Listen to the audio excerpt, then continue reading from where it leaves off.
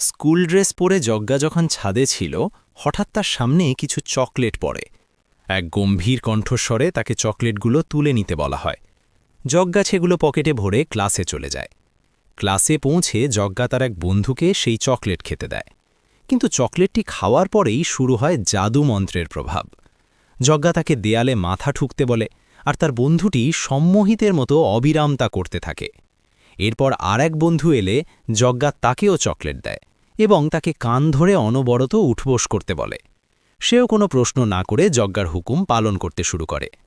সবশেষে যজ্ঞা এমনকি তাদের শিক্ষককেও সেই চকলেট খাইয়ে দেয়। সে শিক্ষককে হুকুম দেয় যে তিনি যেন অবিরাম পড়াতে থাকেন। শিক্ষকও যেন মন্ত্রমুগ্ধের মতো অঙ্ক পড়ানো শুরু করেন। পুরো ক্লাস এখন যজ্ঞার নিয়ন্ত্রণে। সবাই ক্লান্ত হয়ে পড়লেও যজ্ঞার হুকুম ছাড়া কেউ থামতে পারছে না। এই অদ্ভুত ও ভয়াবহ দৃশ্য দেখে এক ছাত্রী আতঙ্কিত হয়ে সেখান থেকে পালিয়ে যায়। এরপর কি হলো জানতে ভিডিওটি লাইক করুন এবং পরবর্তী পর্বের জন্য আমাদের সাথেই থাকুন।